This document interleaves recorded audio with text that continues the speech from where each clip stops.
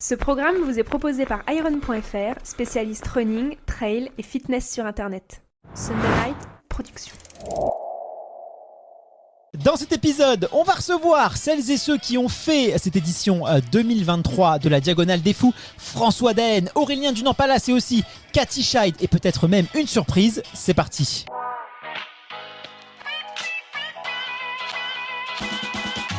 Bienvenue sur le podcast Dans la tête d'un coureur, l'émission de toutes celles et ceux qui aiment courir. Trail, route, piste ou encore triathlon, chaque lundi, venez améliorer vos connaissances sur l'entraînement, l'alimentation et la préparation mentale du coureur tout en vous amusant. Bonne écoute! Bonjour à toutes, bonjour à tous, c'est un plaisir de vous retrouver ici sur l'île de la Réunion à l'occasion de la Diagonale des Fous, la course réputée pour être l'une des plus dures au monde. Dans cette deuxième partie du podcast, nous allons accueillir les athlètes qui ont fait cette Diagonale des Fous 2023, commencé par Aurélien Dunant-Pallas, ultra trailer de la team Compress Sport et nouveau vainqueur de cette édition 2023. Salut Aurélien, comment est-ce que ça va après cette petite traversée de l'île de la Réunion ? Salut. Eh ben non, ça va plutôt pas trop mal. Je n'ai pas d'énormes problèmes physiques, donc voilà, un peu forcément beaucoup de fatigue, manque de sommeil notamment, mais voilà, faut quelques siestes et puis ça va rentrer dans l'ordre tout doucement. Et ben pour les auditeurs qui nous écoutent en podcast, ils peuvent pas te voir, peut-être ceux qui nous regardent sur YouTube, mais c'est vrai que tu es très frais. Moi je suis venu te chercher là sur le stade, on s'est retrouvé au milieu et tu marchais, tu boitais pas. C'est vrai qu'on n'a pas l'impression que tu aies fait un ultra hier. Tu dois avoir une bonne hygiène de vie, une bonne nutrition, bon sommeil, mais ça prouve finalement que quand on s'hydrate bien, quand on respecte son plan de nutrition, finalement on récupère quand même beaucoup mieux. Ouais, non, puis je pense qu'après l'expérience qui commence à parler maintenant au fil des années. Ouais, en effet, j'ai pas fait énormément de sommeil depuis la course là, mais je suis pas trop cassé physiquement en effet. Et puis je pense qu'il y a encore un petit peu l'adrénaline, l'euphorie du résultat qui est encore là. Ouais, c'est sûr. C'est quelques jours après que ça commence un petit peu à piquer. Fait, ouais. En tout cas, bravo, parce que franchement, moi j'ai suivi ta course de A à Z. Tu nous as fait rêver. Tu as gagné, mais tu as gagné avec la manière, dans une édition particulièrement relevée, avec des conditions météorologiques extrêmes. Bref, elle était dure à avoir, cette médaille d'or sur cette édition 2023, et tu l'as obtenue. Et c'est vrai que toi, tu as une histoire particulière avec la Diagonale des Fous, parce que c'est pas la première fois que tu viens ici. Cette course, toi tu l'aimes, mais elle te fuyait un petit peu. Est-ce que tu peux nous rappeler le contexte ? Pourquoi pour toi, cette diagonale, elle avait une saveur particulière ? Et ouais, tout à fait. Normalement, ça aurait dû être mon premier 100 miles. C'est la première fois que j'ai tenté de participer à la Diagonale des Fous. C'était en 2018. Je suis venu sur l'île. Malheureusement, dès mon arrivée, première sortie, et voilà, j'avais un début de blessure et qui s'est confirmé. Donc, j'ai pas pu prendre le départ en 2018. J'ai réessayé en 2019. Je suis arrivé avec une blessure. J'ai pas pu prendre le départ. Et puis l'an dernier, une troisième tentative, soit diagonale, mais encore une fois, j'étais blessé. Donc cette année, c'était la 4e fois que je venais sur l'île pour participer à cette course et enfin j'ai pu prendre le départ et voir l'arrivée de la plus belle des manières. Et justement, en parlant de cette ligne de départ, comment est-ce que tu te sentais ? Parce que c'est vrai que généralement, c'est très rare dans la vie d'un athlète de se sentir en forme, de se sentir bien. On a toujours tendance à penser, on a été malade, on a chopé un rhume, tiens cette séance on n'a pas pu la faire, on a eu un petit pépin physique qui nous a ralenti. C'est très rare d'arriver sur une ligne de départ en se disant j'ai tout bien fait et je peux être serein. Toi, est-ce que tu étais dans cet état d'esprit-là ou tu avais quand même quelques incertitudes ? Ben non, je crois que c'est la première fois que ça m'arrive que j'étais aussi serein. Vraiment, j'avais fait depuis la hard rock exactement le plan que je m'étais mis en tête entre les phases de préparation, de récupération et ouais, j'avais zéro pépin physique le jour de la course. J'étais vraiment très reposé. J'étais confiant même. Des fois, je me disais, mais t'es presque trop confiant là. Ouais, c'est vrai que des fois, ça peut être pas bon signe. Hein. Ouais, ça, je me disais qu'à moi, j'en parlais à personne, mais ouais, j'étais vraiment très très confiant. Ouais, mais c'est quand même agréable. Mais c'est l'impression que j'ai eue, c'est pour ça que je te pose la question. Et c'est vrai que tu étais annoncé grand favori, notamment avec ta victoire sur la Hard Rock 100. Mais il y a eu quelques rebondissements, quelques coups de théâtre sur cette compétition. On a eu un Germain Grangier qui annonce sa participation. On a eu aussi évidemment François Daen qui annonce quelques semaines, quelques jours presque avant le départ qui sera de la partie. Alors certes il a été blessé, mais François c'est un grand champion. On sait que s'il vient, c'est quand même qu'il a quelques armes pour venir se jouer la bagarre. Et on a eu quand même un François assez en forme. Et c'est vrai qu'on en avait discuté, on s'était vu sur l'UTMB. Et on avait discuté, on se disait, c'est vrai que tu me disais, voilà, j'espère qu'il y aura de la densité, peut-être un Kylian Jornet, voilà, tu me disais ça parce que il faut pas croire que un athlète, toi tu es un compétiteur, tu as envie que ça se bagarre, tu sais aussi que pour te transcender il faut qu'il y ait aussi un niveau de performance qui soit assez élevé. Et là, tu as été servi. Pour toi, c'était important quand même que, à vaincre sans péril, on triomphe sans gloire. Et là, aujourd'hui, je pense que tu as été servi au niveau compétition. Ouais, tout à fait. La venue un peu dernière minute de Germain et de François, même si je commence à m'en douter depuis la fin du mois d'août, c'était une bonne nouvelle parce que, comme tu l'as dit, j'aime bien quand il y a de la bagarre, quand il y a de la densité. Et c'est vrai que gagner la diagonale, c'est une chose, mais s'il y a des champions comme un François, comme un Germain qui sortait d'une 3e place à l'UTMB, Jean-Philippe Choumi qui était second l'année passée, ça donne un peu plus de saveur à cette première place. Donc je suis vraiment fervent partisan de faire des courses là où il y a de la densité, où il y a du niveau. Donc là, j'étais vraiment content. Tu penses que ça n'aurait pas été la même course parce que c'est vrai que tu es assez solitaire. On voit que tu es parti tout seul. On voit que tu es quelqu'un qui a finalement pas besoin des autres. Mais le fait de savoir que ça pousse derrière, est-ce que quand même ça t'a servi, ça t'a motivé? Ouais, clairement. En fait, j'ai vraiment fait ma course jusqu'au sommet du Tailbit. Vraiment à mon allure et dans la descente quand je suis rentré en Mafate en fait c'est là que Jean-Philippe a commencé à revenir sur moi et je me suis dit là c'est pas gagné, il va falloir se battre maintenant et à partir de là quasiment la moitié du cercle de Mafate c'était un peu les émotions en dents de scie parce qu'un coup j'ai l'impression de partir, après Jean-Philippe revenait, ensuite je repartais et ainsi de suite, donc ça m'a vraiment poussé. Ouais. Oui, et puis c'est vrai que Jean-Philippe à Dodane, à deux bras ça a été un petit peu compliqué. Après tu avais un Germain Granger qui lui aussi revenait et poussait, et c'est vrai que tu as été rarement tranquille, quoi. Tu as toujours été, tu avais de l'avance, tu as maintenu quasiment tout le temps de l'avance quand même, hein. Ça c'est indéniable, mais voilà, ça pouvait revenir, tu n'étais pas non plus à l'abri d'une défaillance, surtout sur une course comme la Diagonale des Fous. Et d'ailleurs, en parlant de défaillance, tu as fait la Hard Rock et on en avait parlé, tu m'avais dit à quel point la Hard Rock c'est une course difficile. Et là, cette diagonale a la réputation souvent d'être l'une des courses les plus dures au monde, de par sa technicité, mais il y a aussi la densité, parce qu'il y a du niveau, il y a beaucoup d'athlètes qui viennent. Il y a toujours des courses plus extrêmes, mais là aujourd'hui, il y a de la difficulté, des conditions météo dures et une grosse densité. Est-ce que tu penses quand même que là, clairement, ça sera certainement l'une des courses les plus dures que tu as jamais faites? Ouais, clairement. C'est vraiment la course des extrêmes, comme je le disais. On part le soir à 21h, il fait déjà très très lourd, on transpirait énormément en premier ravito, je suis arrivé avec le short dégoulinant, c'est rare en pleine nuit. Après la nuit est assez fraîche, mais ça c'est pour le coup c'est quelque chose qui me plaît plutôt bien. Et après on retrouve la chaleur écrasante dans Mafate, on traverse des rivières, on se retrouve trempé. Et puis la fin de parcours est vraiment hyper technique et je pense que les gens ne se rendent pas forcément compte, mais le chemin des Anglais c'est vraiment un gros chantier. C'est des sadiques, hein. Ouais, le chemin avant, le sentier Calas, sentier Ratino, on sait même plus de la course à pied là, c'est de la marche, c'est un autre sport, hein. Et en fait c'est vraiment la fraîcheur sur la fin de course qui vient faire la différence. Il n'y a pas besoin d'avoir une grosse VMA pour être bon ici.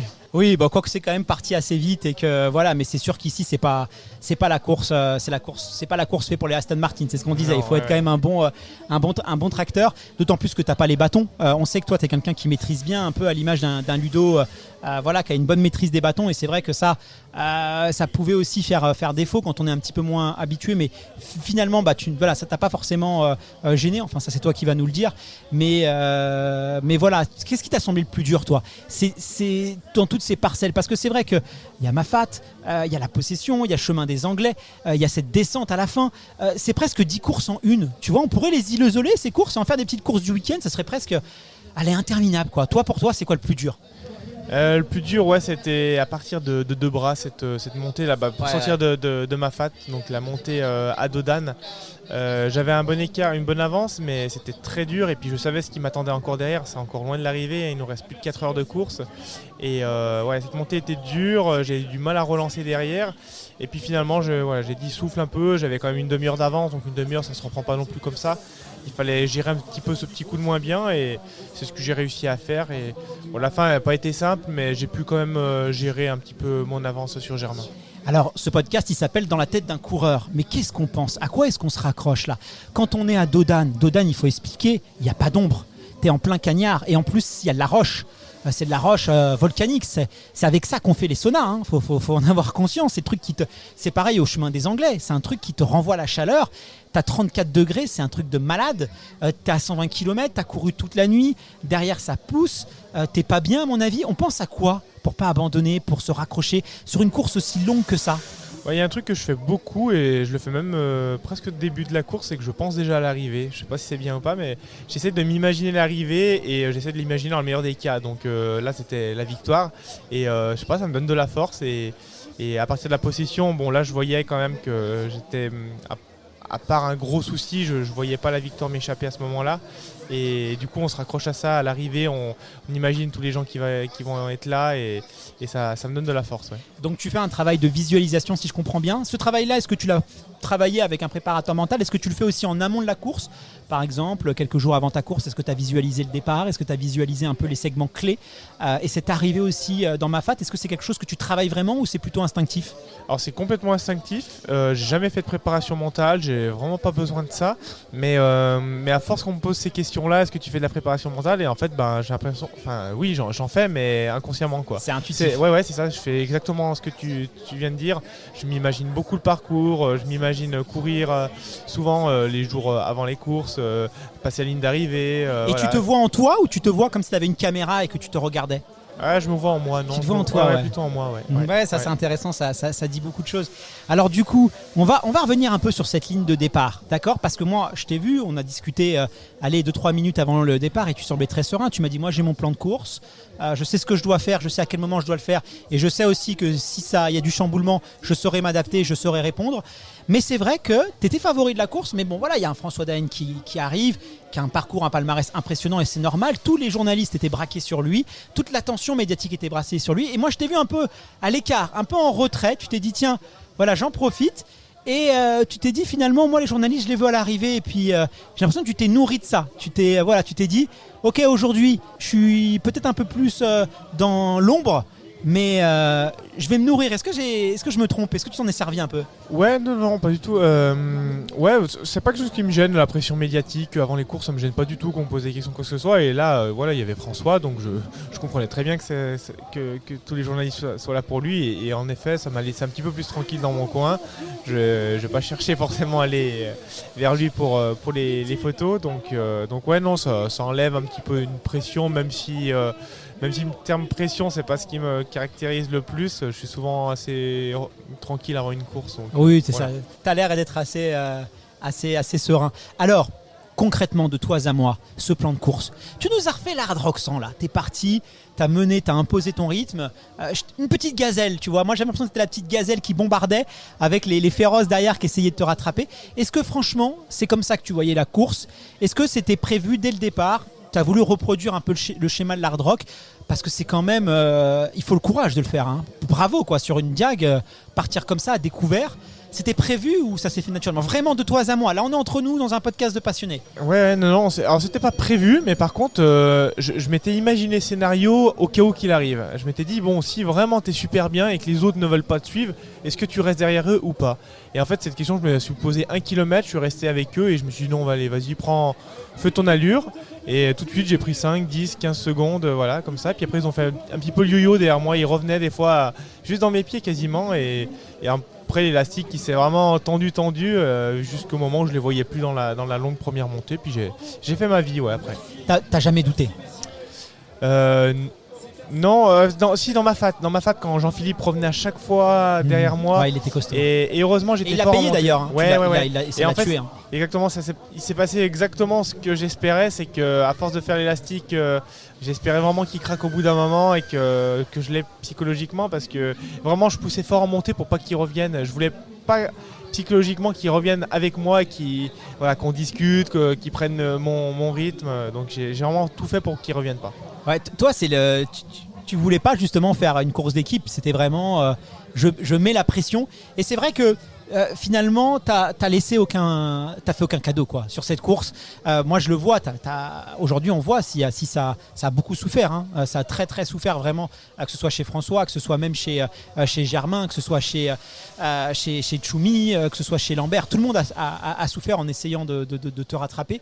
Aujourd'hui, il fallait pas te laisser partir. Tu penses que justement, si dès le départ on t'avait suivi, il y aurait eu un scénario de course différent? Parce que j'ai l'impression aujourd'hui que ça revient pas quoi. Aujourd'hui, on a des athlètes. Il y a eu très peu d'abandon encore sur la course. On l'a vu à l'UTMB aujourd'hui, il y a eu aussi très très peu d'abandon. Et aujourd'hui, compter en fait sur une défaillance des autres, il y a l'expérience. On voit qu'aujourd'hui, voilà, ça pète plus quoi. C'est l'impression que j'ai. Ouais, exactement. Et ouais, c'est ce que je disais. J'aime bien cette position. Alors, faut être fort le jour J, hein, sinon je peux pas faire ça. Mais je me sentais fort, donc je me suis dit, la position d'être devant et en fait de finalement mettre la pression sur les autres. Ils me voient pas dans la nuit, ils savent pas où j'en suis. D'attendre un ravitaillement par les écarts, vaut mieux être devant que être derrière à chasser. Et ouais, non, ça a payé cette tactique, même si c'était pas forcément tout prévu, mais ouais, c'est une position qui me gêne pas d'être comme ça. Bon, tes adversaires ont quand même fait une course incroyable parce qu'ils sont quand même revenus à plusieurs reprises, mais c'est juste que t'étais trop fort, clairement, aujourd'hui, c'était pas possible. Il y avait quand même un élément qui aurait pu jouer en ta défaveur parce qu'on en a parlé sur le podcast qu'on a diffusé en septembre. Tu m'as dit, moi la chaleur, j'aime pas. Moi, je suis un coureur qui aime bien plutôt le froid. J'ai la thermorégulation, c'est pas, voilà, faut que je travaille encore. Là, on a vu quand même, moi c'est ce que j'ai constaté, déjà dans la tenue, tu avais une tenue Compressport toute blanche, et ça c'est quelque chose moi que je recommande, et d'ailleurs je suis surpris, il y a plein d'études qui ont été mises avec des prises de température, il y a des écarts qui sont considérables, et aujourd'hui les athlètes le font pas forcément, on le voit aussi un peu sur le marathon, où ils vont couper aussi, tu vois, les tenues, voilà, sur ce côté-là, à très haut niveau, et surtout quand il fait très chaud, ça joue. Toi tu avais ça, tu as pensé à beaucoup t'hydrater, tu as pensé à beaucoup t'alimenter, tu es resté très très lucide finalement. La chaleur, est-ce que ça a été un problème? Et quels conseils tu pourrais donner à nos auditeurs, si voilà, comme moi c'est mon cas, qui ont qui ont un peu ces appréhensions par rapport à cette chaleur? Et ouais, comme tu l'as dit, j'avais vraiment essayé de tout préparer en amont, tous ces détails qui finalement sur une diag ne le sont pas, hein, parce que les paramètres les plus importants, je pense, comme pour une course comme hier, c'était vraiment de gérer cette chaleur. Et j'avais demandé à mon sponsor, donc à Compressport, de m'équiper en blanc, donc à partir de là ils m'ont fourni un bob, le sac, j'avais le t-shirt, j'avais le short, j'avais les manchons, donc vraiment tout en blanc. Ouais, les écarts, je crois que c'est du 30 à 40% les chiffres sur la réverbération avec le soleil. Et là, il faut bien comprendre que la montée de Rocheplate, on se tape 800 mètres, je crois, vraiment en plein cagnard. Il n'y a pas un seul arbre. C'est à midi, en pleine journée. Et je ne sais pas combien il fait en température. Mais... Donc ça, et après l'hydratation, bien sûr, c'est rare. Mais là, j'avais 1,5 litre sur moi, je m'arrosais avec. Et puis dernier petit truc, j'avais même pris une éponge avec moi que je mettais dans mon bob, j'avais une petite poche, une éponge sur laquelle je trempais dans chaque ruisseau, je m'essuyais les bras, le cou, le front, le visage pour vraiment évacuer la sueur au maximum. Et finalement, oui, j'ai eu chaud, hein, j'ai eu très chaud, je ne veux pas dire le contraire, mais j'ai souffert beaucoup plus de la chaleur parfois sur des entraînements chez moi en Savoie. Donc je pense que j'ai vraiment fait tout ce qu'il fallait pour être prêt hier pour affronter cette chaleur. Ouais. Mais c'est ça que j'aime chez toi, c'est que tu es un athlète très complet, tu es un athlète qui laisse rien au hasard, tu es un athlète qui est capable de prendre ses risques, parce que finalement toute cette prise de risque, t'en es capable parce qu'à l'entraînement c'est très carré, c'est très régulier, donc tu peux te permettre aussi des fois de prendre ces risques-là, et c'est ça qui est beau, quoi. Moi j'adore ça.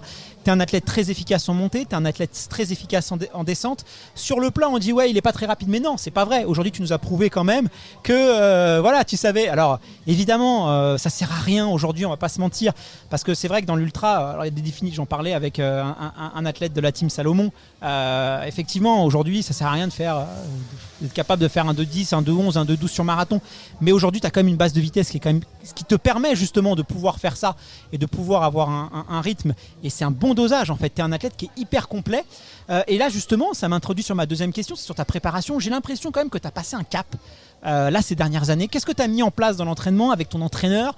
Qu'est-ce que tu peux nous parler? Est-ce que tu penses qu'il y a des choses, il y a une vision de l'entraînement? Qu'est-ce que tu as changé là, si on rentre un peu plus dans la technique? Ouais, alors ce que j'ai changé depuis l'an passé, pas grand-chose, mine de rien. En fait, c'est vraiment une gestion des différents blocs, et ma saison elle a vraiment été construite autour de mes deux gros objectifs qui étaient l'hard rock et la diagonale des fous.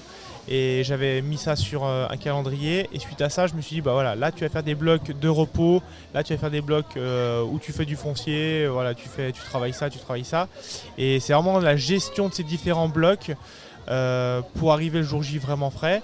Et j'ai reproduit exactement les deux mêmes scénarios les 2 semaines avant la hard rock et juste avant la diag, parce qu'en fait la hard rock j'étais très bien, donc je me suis dit fais pareil à la diagonale des fous. Et c'est 2 choses que j'ai faites en fait. C'est, vu que c'était 2 voyages mine de rien, de venir sur ces 2 déplacements, je voulais venir et profiter aussi pour découvrir, pour courir sur place. Et en fait à 3 semaines de chaque événement, chaque course là, j'ai vraiment fait une bonne coupure.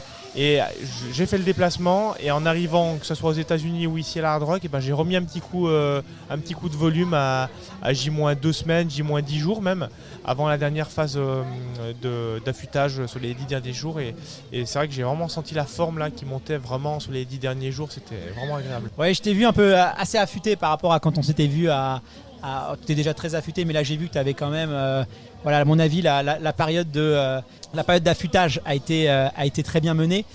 Mais si on devait résumer un peu plus dans la technique, est-ce que tu vois s'il y a des séances pour toi qui sont un petit peu clés, est-ce que tu mets l'accent plutôt sur l'entraînement en côte, sur l'entraînement en descente, peut-être un peu aussi sur l'entraînement sur le plat, sur la vitesse. Je sais que le renforcement musculaire, c'est encore quelque chose que tu n'as pas plus travaillé, l'entraînement croisé. Toi, globalement, ta vision de l'entraînement, c'est sur quoi tu ferais vraiment pas l'impasse? Ce que je ferais pas l'impasse Le sur la fond science. Ouais, exactement. Il y a deux choses. Pour vraiment sur les 2 ultras que j'ai fait cette année, là, c'est vraiment avoir ce qu'on appelle avoir la caisse, tout simplement. Donc avoir des grosses sorties dans les pattes, que ce soit à pied, en vélo ou même le passé. Ce que j'ai fait cet hiver là, par exemple, j'ai fait une sortie de 10 000 mètres de dénivelé en ski, déjà dans cette optique de préparer les courses à pied. Et ensuite, c'est travailler ce qu'on appelle l'endurance de force, ce qui me paraît être le plus important.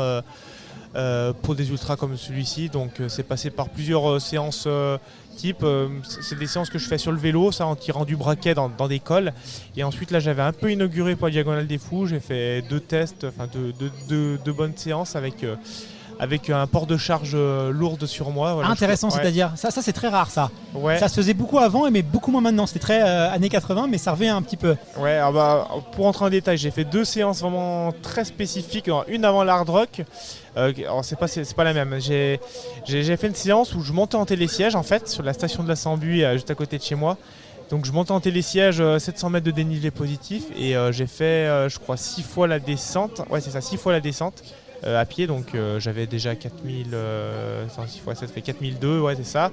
Et ensuite dernier coup je suis monté, j'ai poursuivi derrière un petit peu plus haut et je suis redescendu 1002. Donc en fait j'avais fait en moins de 4 heures, j'avais fait 5005 de dénivelé négatif.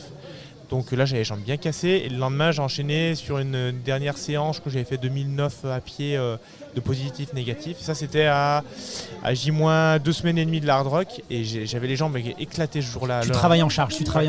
Ouais, alors là j'avais pas de port de charge, là. C'était vraiment que de la course. C'est avant l'Hard Rock. Non mais quand je dis en charge, c'est-à-dire que un bon bloc, j'ai fait un bloc. Tu alourdis les jambes quoi, t'hésites pas à travailler sur la fatigue. Voilà. Et la veille de ça j'avais fait une sortie de 6-7 heures en vélo. Voilà. C'est un bloc de 3 jours, voilà. Typiquement un gros bloc à J-2 semaines et demie avant l'Hard Rock. Et après une bonne phase de coupure pour assimiler, le voyage aux États-Unis. Et là-bas, nouveau un petit bloc en arrivant, voilà, juste pour arriver vraiment frais. Et donc pour en revenir à Diagonale, j'ai fait un petit peu le même truc, mais j'ai pas fait le même type de séance. Donc là j'avais fait sur le même endroit, sur la station de la Sambuie, avec un gilet qui pèse 10 kg. J'ai fait 3 fois la montée de 700 mètres, alors donc j'avais environ 2000 mètres de dénivelé positif. Donc je montais par le chemin le plus direct qui puisse exister sur la station. Donc c'était que de la marche quasiment, marche avec les mains sur les genoux. Et mon papa me suivait en vélo électrique et du coup lui arrivé au sommet, il me prenait mon gilet de 10 kg, pas que je me casse non plus les articulations, il redescendait. On a fait ça 3 fois ensemble et ensuite j'ai poursuivi, j'ai fait une montée derrière un peu tempo, un peu forte. Juste à côté pour un peu travailler sur la fatigue. Voilà, c'est un peu des séances comme ça type que. Ouais, c'est quand même des belles séances. Alors, ne tentez pas, ceci est fait par des professionnels, ne tentez pas de reproduire ça chez vous. Travailler avec de la charge lourde, c'est quand même quelque chose, il faut bien se connaître, il faut avoir il faut qu'on soit très très solide sur les appuis. C'est pas du tout quelque chose qu'on peut faire chez les amateurs, je le déconseille vraiment parce que sinon ça peut être la blessure, on va faire des compensations, on va attaquer plus un endroit. Donc c'est vraiment fait sur des athlètes qui se connaissent parfaitement et qui ont des appuis qui sont très très solides aussi sur les articulations. Mais c'est intéressant parce que c'est vrai que le fond libère la vitesse. Tu vois, ça c'est quelque chose qu'on constate beaucoup quand on bande beaucoup, quand on fait, ça libère aussi la vitesse. Et on le voit sur marathon, c'est pas rare de voir des coureurs qui pètent leur record sur 10 km sans forcément faire des séances très spécifiques parce que un marathonien, un ultra-trailer, c'est pas des coureurs de 1500 mètres, c'est pas des coureurs de 800, ça sert à rien d'aller faire de la très très haute intensité. Mais maintenant, les coureurs ont des tels volumes que naturellement, en fait, t'es rapide, mais ce qu'il faut, tu vois, sur ça. Et là, on voit quand même que ça fonctionne et c'est très intéressant. Même s'il y a d'autres coureurs qui travaillent vraiment de la VMA pure et voilà, mais ça, sur certains profils comme les tiens, ça suffit en tout cas pour aujourd'hui briller et pas être largué. Très, très, très, très intéressant. Du coup, là maintenant, c'est quoi la suite? Est-ce que tu penses aujourd'hui que même sur des formats un peu plus comme l'UTMB, des formats vraiment très spécifiques, est-ce que tu penses qu'aujourd'hui tu as les capacités? Qu'est-ce qui te manque, tu penses, aujourd'hui pour pouvoir vraiment entrer dans la légende, entre guillemets? Parce que là, tu es quand même bien parti pour inscrire ton nom parmi les plus grands, quoi. Une Hard Rock 100, une Diag, là il nous manque quoi? Une Western, un UTMB, mais c'est ça qu'il va falloir aller chercher. C'est des courses encore, voilà. Là on est un peu sur des profils un peu plus rapides. Est-ce que tu penses qu'aujourd'hui tu vas pouvoir aller te mesurer à ces courses-là à très très très haut niveau? Je parle du première place, quoi. Ouais, bon bah clairement, de toute façon, la Hard Rock et la Diagonale, pour moi, c'est beaucoup plus simple à préparer qu'un UTMB.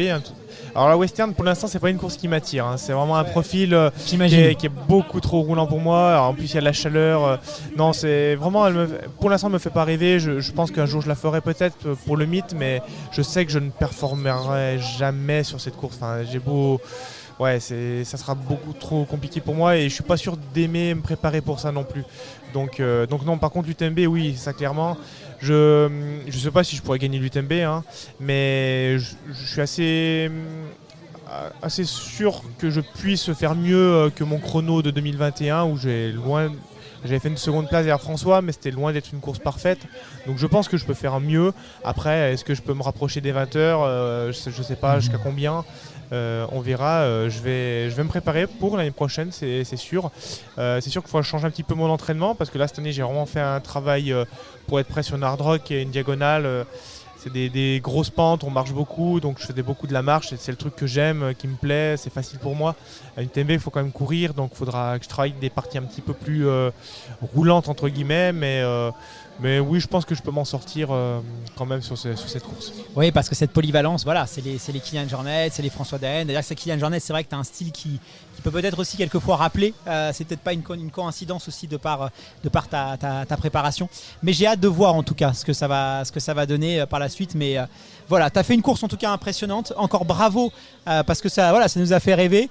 Et ce panache, c'est quelque chose que moi j'adore, des coureurs qui restent pas forcément. Alors c'est intéressant des fois, il faut faire aussi avec ses qualités. Toi tu les as, tu as la chance de les avoir.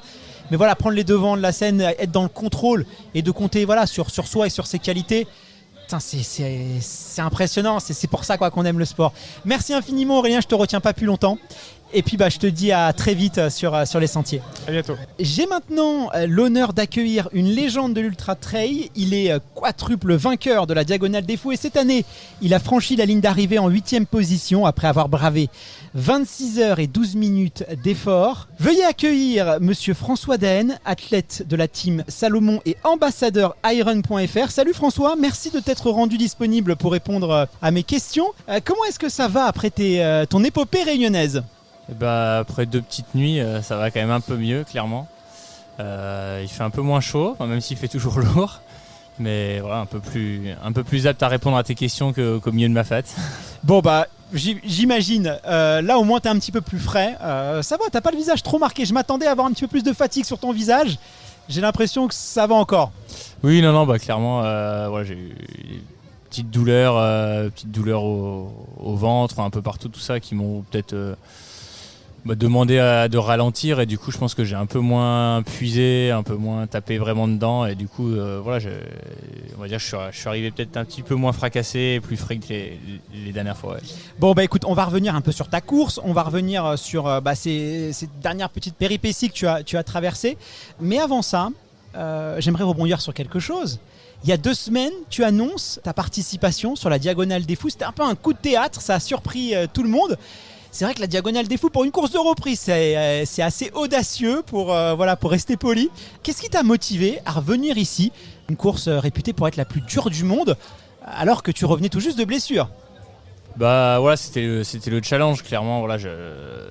Depuis début août, j'ai réussi à recourir un petit peu, à refaire des longues sorties de 8-10 heures en montagne régulièrement, à monter progressivement. Et voilà, je me suis... En gros, je vais devoir faire enlever le matériel là que j'ai dans la cheville. Et donc voilà, on s'était dit au bout d'un mois et demi, si jamais l'entraînement ça passe, j'aimerais bien faire un petit challenge avant de me remettre à l'arrêt pour 2 semaines et d'enlever le matériel. Et je me dis un challenge qui me motiverait vraiment, quelque chose qui me paraît un peu invraisemblable et qui me donnerait vraiment du goût ce serait d'essayer d'aller faire la diagonale des fous, quoi. Alors j'aurais pu trouver plus simple pour une course de reprise, clairement, mais là au moins je me suis dit là je vais être au départ et ouais, ça va me transcender. Là je vais être au départ et je vais me dire bon là mon gars, t'es face à un truc qui est impossible, est-ce que tu vas aller au bout? Et j'avais besoin de retrouver cette excitation, quoi. Et puis il y avait aussi une dimension un peu symbolique puisque l'année dernière tu étais présent sur l'île de la Réunion. Tu devais participer, mais malheureusement tu n'as pas pu. Est-ce que tu n'as pas voulu aussi reprendre le livre là où tu l'avais fermé? Ouais, il y a un peu de ça aussi, clairement. J'avais promis déjà aux Réunionnais que voilà, clairement j'étais vraiment déçu l'an passé de ne pas avoir pu honorer mon dossard. Et que si je pouvais, j'essaierais d'être là l'an prochain, mais que j'en savais rien. Et voilà, c'est pour ça que jusqu'à 15 jours du départ, même moi je savais pas, quoi. C'était pas pour faire un coup de poker ou un coup de surprise, c'est juste que voilà, il y a 17 jours, en gros, j'ai reçu un pseudo feu vert médical. Un pseudo feu vert, j'insiste un peu. Et 2 jours plus tard, j'ai dit voilà, j'ai dit aux organisateurs, ça y est, ils sont à peu près d'accord, donc je vous confirme que voilà, si c'est toujours ok, je viendrai, quoi. Alors j'aurais bien aimé être une petite souris quand tu as annoncé à tes médecins que tu allais courir la diagonale des fous, ou même à ta team, à ton entraîneur. J'imagine qu'ils ont dû un peu te prendre pour un taré, quoi. Est-ce qu'ils ont essayé de te dissuader d'ailleurs? Est-ce qu'il y a des gens qui t'ont dit franchement François, est-ce que c'est vraiment sérieux de faire ça? Je l'aurais pas trop dit comme ça, quoi. J'aurais dit voilà, début août en fait, j'avais envie de me réentraîner, j'avais envie de repasser du temps dehors. J'ai vraiment fait le boulot d'un point de vue kiné, tout ça, mais là j'avais envie de dire voilà, là maintenant j'ai envie de retrouver de l'endurance, d'aller faire des longues journées dehors, m'amuser. Et donc du coup on a mis tout ça sur le tapis, quoi. Puis on s'est dit voilà, dans 1 mois et demi on fait le point après Ultra Spirit, là l'événement qu'on organise, on fait le point. Et si ça c'est ouvert, si tout le reste est ouvert, j'aurais dit j'aimerais bien tenter un petit challenge. Et puis plus ça allait, plus ils voyaient que je montais en dénivelé, que ça se passait bien, en kilomètres, tout ça. Ils me disaient mais t'entends quoi par petit challenge, qu'est-ce que t'as envie de faire? Tu veux faire un off, un petit truc dans le Beaufortin, quelque chose ou ça? Je disais oui, pourquoi pas, ça peut être ça, ou sinon une diagonale. Ils avaient une diagonale, c'est-à-dire et tout. Je disais diagonale des fous à la Réunion, tout ça. Ils disaient non mais t'es sérieux et tout. Je disais non mais ça va, c'est juste la diagonale, c'est pas comme si on faisait tout le tour du rectangle, tout ça. Alors au début c'était vraiment sur le ton de l'humour. Puis après je pense qu'ils plus en plus ils se sont dit bon en fait je crois qu'ils rigolent pas et qu'ils plaisantent pas.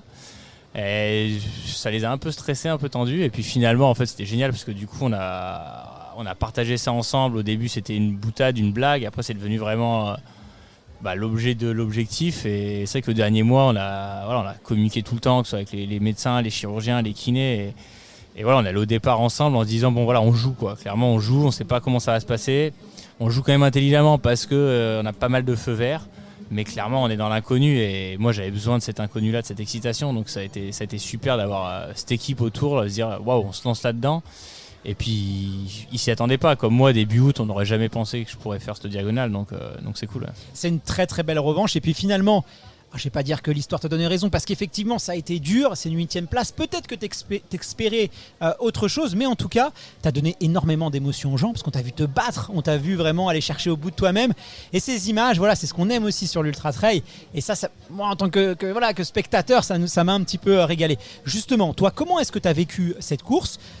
T'es parti un petit peu en retrait, je crois que t'étais plutôt dans le top 10 à quelques minutes du peloton de tête.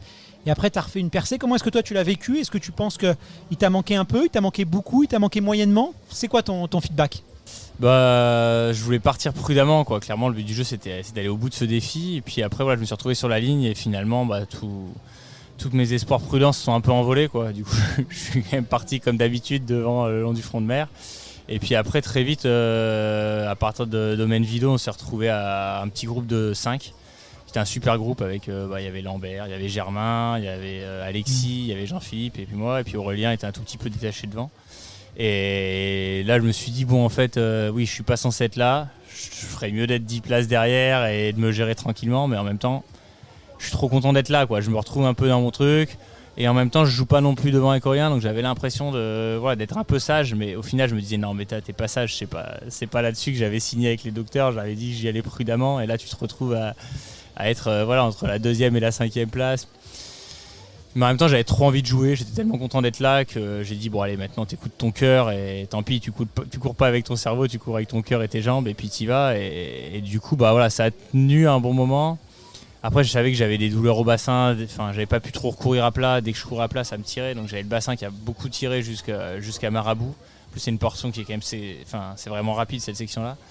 Et puis après, ça s'est un peu transformé. J'ai plus mal au bassin, mais je commençais à avoir le diaphragme et l'estomac qui se bloquait, avoir des gros soucis gastriques. Et puis là, je me suis dit, oula, avec la chaleur, les soucis gastriques, commence à être juste. Et donc là, après, dans ma fat, j'ai dit, bon, voilà, c'est bien, t'as joué pendant 13 heures, tu t'es éclaté. Maintenant, il faut que tu penses à toi, puis que tu essaies d'aller au bout. Et donc là, après, j'ai vraiment commencé à ralentir, à me dire, voilà, gère ta course pour aller au bout. C'est déjà super d'être là. Mais voilà, j'étais content d'avoir joué finalement, d'avoir tenté. On ne sait jamais, sur un malentendu, ça peut passer. Et c'était marrant, quoi. Et du coup, tu penses que c'est vraiment plus tes problèmes gastriques, entre guillemets, et ton petit pépin au niveau de la fesse. Alors, c'était plus sur le plat, mais c'est jamais agréable de courir, j'imagine, quand tu as une petite douleur, parce que surtout quand tu as traversé une blessure, on est un peu parano, on pense que ça va repéter. Tu penses que c'est vraiment ça, plutôt qu'un manque de caisse? Parce que moi, voilà, j'ai eu l'impression quand même qu'au niveau caisse, ça allait, quoi. Tu as pu quand même dérouler les jambes, tu as pu revenir à un moment donné, te remettre dans le podium. Après, on avait quand même un Aurélien, on va pas se mentir, hein, qui aurait été très difficile à battre aujourd'hui, qui était quand même dans une super forme. Il a fait une course incroyable, il est parti premier et il a fait tout de bout en bout. Donc je pense qu'il aurait été très dur, mais c'est vraiment ça qui t'a manqué. C'est pas de la caisse, c'est pas de la vitesse, c'est pas du fond, c'est vraiment les problèmes gastriques. Et si, je pense que de toute façon, j'avais pas. Enfin, voilà, je pense qu'Aurélien, il était très fort sur cette course. Après, voilà, je pense qu'il aurait fallu aller le titiller un petit peu, aller jouer un petit peu avec lui pour voir un petit peu comment essayer de le taquiner un peu. De le taquiner un petit peu, mais clairement, moi, c'était pas du tout mon objectif. C'était pas ce que j'ai envie de faire. Après, voilà, physiquement, oui, je trouve que j'étais bien, mais c'est vrai qu'après, dès que le ventre, les fesses ont pris un petit peu le relais, j'arrivais plus à relancer, j'arrivais plus à courir. Mais non, j'avais de la puissance dans les montées, je voyais que je revenais très vite. Dans les montées, j'avais pas mal au ventre, je voyais que je revenais bien, j'arrivais à chaque fois à refaire un peu les écarts. Mais oui, clairement, voilà, il ne faut pas se mentir, hein, jusqu'à début août, j'ai pas du tout couru. Ça fait quasiment 8-9 mois sans courir. Je pense qu'il en manque clairement, mais non, honnêtement, c'est plutôt très agréable surprise. Ça, pour moi, c'est de bon augure pour la suite. Et voilà, j'étais très content d'être là. Après, oui, je savais, hein, que j'arrivais un petit peu à court de préparation. Voilà, c'est pas en 2 mois qu'on prépare une diagonale en 2023, quoi. Même avec l'expérience, ça fait pas. Mais voilà, je pense qu'avec les cartes que j'avais et puis les douleurs que j'ai eues, la chaleur qu'il a fait, je pense que voilà, je me suis quand même assez fait plaisir. Et puis voilà, à la fin, fallait aller au bout, fallait se gérer. Ça a été difficile, mais si c'était facile, on serait pas là, quoi. Justement, on va parler un petit peu de ta période de blessure parce que il y a énormément d'enseignements à tirer. J'ai l'impression que tu as quand même un peu fait tout à la perfection avec une réalisation. La preuve, c'est que tu es là aujourd'hui quand même. C'est que tu as quand même plutôt bien géré ta barque. Et puis, qu'on soit amateur, qu'on soit professionnel, une blessure, on peut tous y être confronté. C'est très très compliqué. On passe par plusieurs états émotionnels. Entre le déni, des fois un petit peu au début. Ensuite, il y a la période d'acceptation, le sentiment d'injustice. On a tendance aussi à se poser plein de questions. Est-ce qu'on va pouvoir revenir ? Alors, tu n'es pas très âgé, mais tu as passé la trentaine. Donc, il y a aussi toutes ces questions-là qui se mettent en marche. Et je pense qu'on peut tirer beaucoup d'enseignements peu importe son niveau, de ton expérience à toi, surtout. Comme j'ai dit, tu sembles avoir plutôt bien mené. Est-ce que tu peux quand même recontextualiser un petit peu pour les auditeurs la blessure que tu as eue, comment est-ce qu'elle est survenue et qu'est-ce qui s'est passé, quoi, globalement ? C'est un petit peu complexe, ouais, à tout résumer. Mais bon, globalement, ce qui m'a vraiment handicapé très fort et ce qui a été flagrant, c'est cette triple fracture malléolaire là, que j'ai eu mi-novembre l'an passé. Du coup, pour laquelle j'ai encore là une dizaine de vis et une plaque là sur la cheville. On va enlever là très prochainement, là, début novembre. Et c'est vrai que cette blessure, pour moi, c'était une grosse blessure, quoi, qui était très importante. Où voilà, il y a eu beaucoup de doutes de la part des chirurgiens, des kinés, de tout le monde autour de moi, comment j'allais récupérer, quand, pourquoi. Et c'est vrai que cette blessure, j'en avais jamais eu de grave, tout ça. Donc là, j'ai vraiment pris les choses sérieusement. Je pense pas avoir eu justement cette période de déni, tout ça. Je me suis tout de suite vraiment remobilisé, concentré, essayé de garder le moral, une certaine dynamique, tout ça. Et pendant 6 mois, j'ai vraiment fait la part des choses. Je suis parti plusieurs fois en centre de rééducation. Et au bout de 6 mois, franchement, on avait énormément récupéré, beaucoup gagné. J'ai même réussi à refaire du ski de rando cet hiver. En vélo, j'avais vraiment de la puissance. Puis on faisait de la kiné tous les jours sur Arèche. Donc c'était top. Mais là, voilà, 6 mois. Et là, je reprends à peine. Et là, je me fais une double fracture de hanche, début mai. Et donc là, clairement, ça a été, pour moi, ça a été très dur. Je veux dire, les 6 premiers mois, j'ai envie de dire, j'ai essayé quand même vraiment de faire face, quoi, de me battre, tout ça. Je dis pas que ça n'a pas été dur, mais voilà, j'ai vraiment... Et là, au bout de 6 mois, il y a eu cette phase un petit peu d'incompréhension. Enfin, le pourquoi, je comprends pas. Et là, on savait plus, en fait, qu'est-ce qui s'est passé, qu'est-ce qu'il y a, comment ça se fait que j'ai cette blessure là, et du coup ça remettait en cause aussi cette triple fracture malléolaire, c'est-à-dire mais en fait si elle est survenue c'était finalement peut-être pas pour ce qu'on croit, tout ça, et dans quel état est mon corps. Donc là, et justement, vous avez pu identifier un peu les causes de ces blessures parce que c'est pas anodin, là on est quand même sur des blessures que c'est pas les plus courantes, quoi. C'est pas un syndrome rotulien ou un TFL. Tout à fait, j'ai jamais eu de fracture de toute ma vie. Peu blessé en plus toi quand même, voilà, globalement.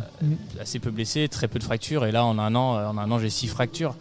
Ça fait en 9 mois 6 fractures, du coup c'était bizarre. Donc là on a fait une ostéodensitométrie où on teste la densité de l'os, et là on a vu que ma densité était pas bonne du tout.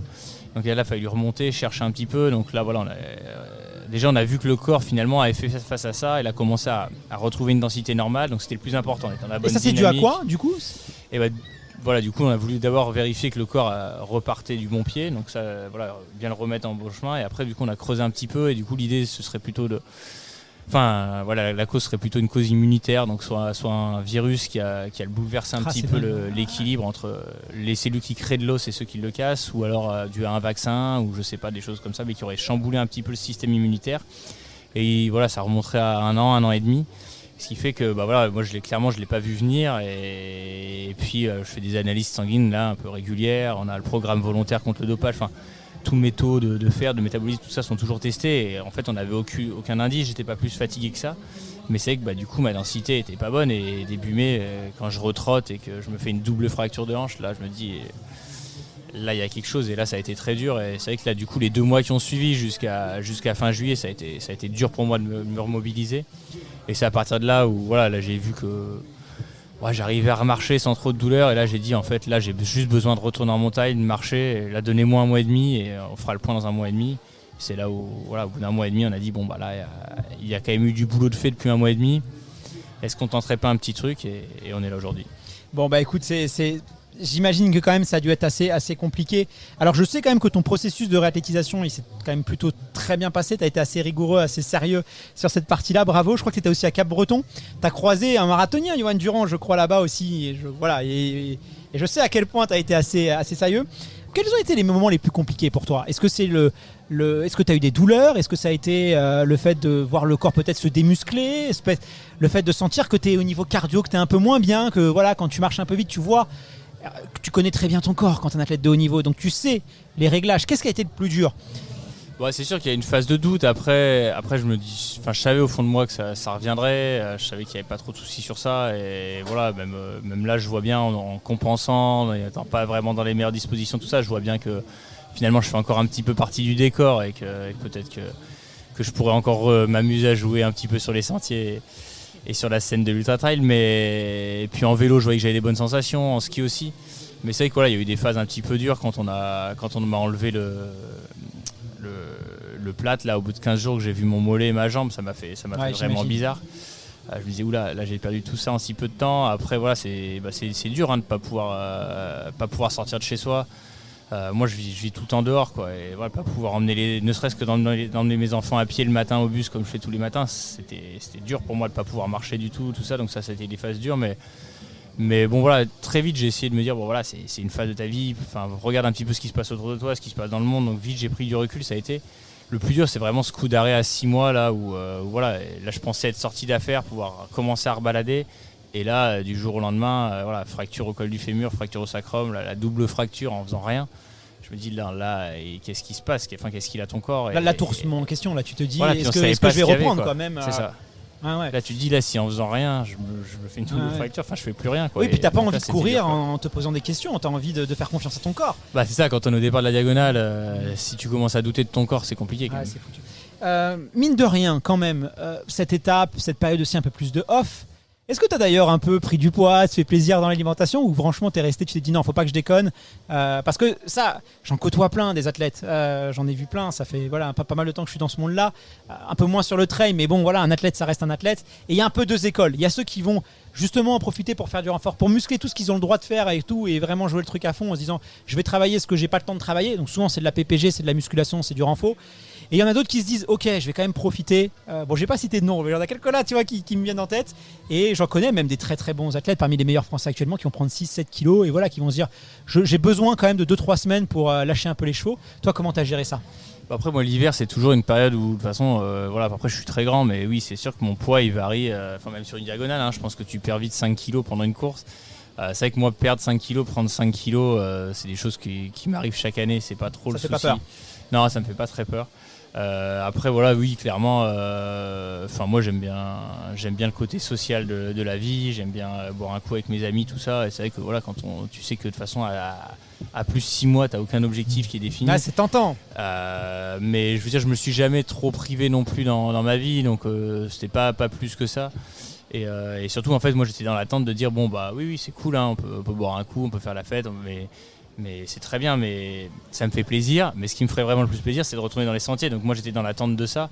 Et donc voilà, c'était pas genre tiens j'en profite et je fais tout ce que j'ai pas le droit de faire d'habitude, parce qu'en fait d'habitude je m'accorde quand même déjà pas mal de choses. Oui, mais c'est ça la force aussi. C'est comme t'es pas dans la privation, t'as moins ce côté, tu vois, un peu dans l'excès que peuvent avoir ceux qui vont tout le temps se priver, quoi. Après voilà, j'aime bien faire des petits excès, des petits trucs, mais c'est vrai que c'est pas ça qui ce qui me manquait vraiment, c'était de pouvoir retourner dehors, et c'est ça que j'avais hâte, quoi.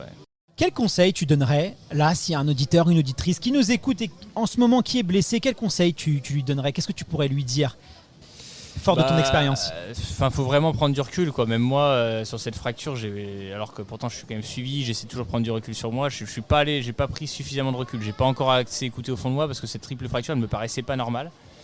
Et puis tout le monde me disait, bah si, la façon dont ça s'est fait, il faisait froid, et peut-être voilà. Et du coup, finalement, je suis pas allé au fond de mon raisonnement, au fond de moi-même, en me disant non, je sens qu'il y a un truc qui est pas normal dans mon corps, ça aurait pas dû casser comme ça. Et j'ai pas voulu aller plus loin au fond de moi, parce que 99% des facteurs me disaient va pas chercher plus loin, quoi. Et en fait, si au fond de soi on sent, je pense qu'il faut vraiment s'écouter. Et si au fond de soi on sent qu'il y a quelque chose de pas normal, il faut aller chercher là-dedans, il faut aller chercher ça, il faut comprendre pourquoi en fait on se blesse pas du jour au lendemain comme ça. Alors si, il y a des accidents bien sûr, tout ça, mais je pense que souvent il y a des choses à creuser, et pour pouvoir reconstruire et pour pouvoir repartir, il faut trouver la cause des choses. Et en fait, ce processus-là de trouver la cause, le diagnostic. Voilà, moi j'ai perdu ces 6 premiers mois où je me suis concentré sur ma fracture. Bien sûr, il fallait les rééduquer, bien sûr, il fallait faire ça, tout ça. Mais ces 6 mois, finalement, ils ont été très bons pour ma cheville, hein. Mais par contre, dans le processus de tout le reste, finalement, il me les a manqués, parce que quand je suis reparti début mai, c'est pareil, j'étais toujours à zéro, quoi. Et donc du coup, je pense qu'aujourd'hui, il faut pas vouloir à tout prix repartir. Il faut déjà prendre le temps d'accepter cette blessure, de la comprendre, et ensuite de repartir, parce qu'en fait, on va vouloir gagner 2, 3 semaines, 3 jours, 4 jours, une semaine. En fait, ça sert à... C'est des temps qu'on va reperdre, multipliés par 10 par la suite. Donc je pense que voilà, il faut... Après, il y a blessure et blessure, il y a gravité, il n'y a pas gravité. Aujourd'hui, je pense qu'en France, on a vraiment la chance d'être accompagné par des staffs médicaux. Donc, les infrastructures, on a les IRM. Il faut faire confiance aux gens, il faut les écouter, mais il faut surtout aussi s'écouter soi-même. Et puis essayer de se poser, de relativiser les choses, de relativiser les objectifs, de relativiser sa vie, son contexte, tout ça, pour se dire, voilà, cette blessure-là, aujourd'hui, elle est due à quoi? Qu'est-ce qu'elle entraîne? Qu'est-ce que ça va bouleverser? Qu'est-ce que ça va changer? Et voilà, d'essayer de prendre du recul, quoi. Alors avant de se quitter, j'aimerais quand même qu'on parle de ta période de réathlétisation, parce que c'est vrai que là on voit quand même que tu as repris assez vite des repères, et ça c'est top. Comment est-ce que tu as géré ça? Tu as beaucoup parlé d'entraînement croisé, mais concrètement, il y a quand même la caisse qu'il faut faire, il faut aussi pratiquer son propre sport. Tu es quand même connu pour être un coureur assez puissant, assez rapide, assez efficace.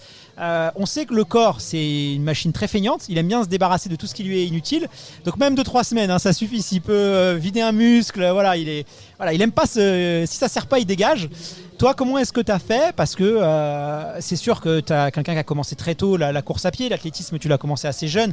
Donc tu as construit quand même quelque chose de très très fort. J'imagine que dans ta carrière, ça t'est jamais arrivé d'arrêter un an comme ça. Donc là, qu'est-ce que tu t'es dit? Je repars de zéro. Est-ce que tu as refait des séances un peu, tu as reparti par la caisse? Est-ce que tu as retravaillé un peu ta vitesse? Comment est-ce que tu as fait, quoi, pour être quand même au top, là, quasiment au top en tout cas aujourd'hui? J'ai fait beaucoup d'entraînements croisés. Après voilà, comme tu dis, c'est vrai que la course à pied, mine de rien, c'est un sport qui est très traumatisant, qui est très dur, et dès qu'on s'arrête, on perd. Et là, je m'en suis encore plus rendu compte que d'habitude l'hiver je cours pas du tout, donc je sais déjà comme c'est dur de reprendre au printemps. J'essaie toujours de reprendre progressivement, d'écouter tout ça. Mais là, c'était pas 3 mois d'hiver. Et puis mes 3 mois d'hiver étaient beaucoup moins actifs que d'habitude. Donc c'était vraiment différent. Par contre, voilà, j'avais quand même des indicateurs qui montraient que au tout début, et quand j'ai enlevé mon plâtre, assez vite, j'ai basculé sur le vélo, que ce soit à Cap-Breton, tout ça. Assez vite, en 2 semaines, j'ai retrouvé quand même un bout de foncier. J'ai fait beaucoup de ski de rando. Après, j'ai refait une phase d'athlétisation en vélo où j'arrivais vraiment à faire des choses très puissantes en vélo. Je pense que j'ai atteint un niveau en vélo cette année que j'avais rarement eu, quoi. Donc j'étais quand même assez confiant sur certains facteurs. Par contre, ça remplace jamais la course à pied. Et là, je vois bien au bout de 13-14 heures dans les descentes, dans les petites phases de relance, le pied, tout ça, les courbatures, les contraintes que j'avais. En fait, je vois bien que c'est pas en 2 mois d'entraînement par rapport à tout ce que je fais d'habitude qu'on peut compenser tout ça. Donc voilà, clairement, je pense que c'est bien de garder un foncier, une base, tout ça. Après, voilà, le spécifique de chaque activité, je pense, encore plus dans la course à pied est hyper important. Mais par contre, voilà, si on repart de zéro à tous les niveaux, à la fois niveau cardio-respiratoire, à la fois niveau musculo-squelettique et traumatique, là on part vraiment de très loin. Là c'est vrai que moi j'avais une bonne base et j'avais plus qu'à remettre ces contraintes de la course à pied. Mais néanmoins, ça reste un gros truc. Mais bon, je suis arrivé début août où voilà, fin juin, je me faisais des sorties de 500 km en vélo, donc je partais pas non plus de zéro. Mais par contre, je partais de chez zéro en course à pied, quoi. C'est-à-dire que je faisais 400 mètres de dénivelé en descente, le lendemain je descendais pas un escalier. Donc ça fait quand même un peu peur, même si je sais qu'il y a une mémoire musculaire, même si tout ça, la course à pied c'est quand même quelque chose, quoi. Alors, on peut pas se laisser sans que je te pose cette question. C'est une question bête je suis journaliste et je sais que des fois c'est un peu débile, mais je te la pose parce que nos auditeurs aussi l'attendent. Quid de la suite? Alors tu vas me dire, attends, laisse, t'es sympa Guillaume, là je viens de terminer une diagonale, j'en ai bavé dans les sentiers, fous-moi un peu la paix avec le futur. Mais je te la pose quand même. Il y a l'UTMB, et puis il s'est passé des choses pendant ton absence. On a eu un Kylian Jornet, on a eu un Mathieu Blanchard qui sont passés sous les 20 heures, on a eu un Jim Wemsley là qui, ça y est, il a un peu compris 2-3 trucs. Toi là, dans tout ça, est-ce que... comment est-ce que tu vois les choses? Est-ce que tu as quand même envie là de revenir un petit peu sur l'UTMB? Est-ce que y a pas aussi un petit peu de frustration de voir les copains courir? Est-ce que tu te dis, les gars, je suis toujours là, je vais vous montrer aussi que j'ai mon mot à dire? Comment est-ce que tu vois les choses là pour la suite? Non, les gars, je suis toujours là, j'ai mon mot à dire, c'est pas trop ma manière de fonctionner, ça l'a jamais trop été, donc non. Après, voilà, les UTMB, j'étais très content. Après, voilà, bon, c'est vrai que, comme tu dis, il y a le côté journaliste, il y a le côté média, tu vois, la barre des 20 heures, tout ça, pour moi, ça veut pas forcément dire grand-chose. Surtout après, tu vois, quand on avait couru en 2000, je sais plus, je crois que c'était en 2017 avec Kian, tu vois, on avait mis quand même un chrono pareil qui était plutôt bon avec des conditions assez catastrophiques. On était en 19h et quelques, tu vois, donc je me dis, voilà, la barre des 20 heures, pour moi, c'est pas... C'est quand même un beau marqueur, on va pas se mentir, mais c'est vrai que c'est toujours à contextualiser, tu peux pas... c'est ça, quand tu vois quand tu vois Jim le temps qu'il met cette année, quand tu vois qu'en 2017 on a mis 19h01, je crois, alors ok, il manquait la partie des périmètres calcaires, mais voilà, on met pas 1 heure pour faire les pyramides calcaires. Donc voilà, pour moi la barre des 20 heures, en plus c'est vraiment pas ce que j'ai envie de pousser sur le trail. Je t'ai pas parlé forcément d'horaire, mais ce que je veux dire c'est qu'il y a quand même, pendant longtemps t'as dominé avec Kylian, avec Xavier, quand même, vous avez dominé. Aujourd'hui on voit quand même qu'il y a des nouveaux qui poussent, on voit qu'il se passe quelque chose, tu vois. Mais j'espère, j'en parlais dans le podcast pour être très honnête. Pas assez, quoi. Tu vois, j'en parlais pour être très honnête dans le podcast. Cette année à l'UTMB on n'avait pas toi, on n'avait pas Xavier, on n'avait pas Kylian Jornet. Franchement, il y a encore 2-3 ans, un UTMB sans un de vous trois, c'était sans saveur, on va pas se mentir.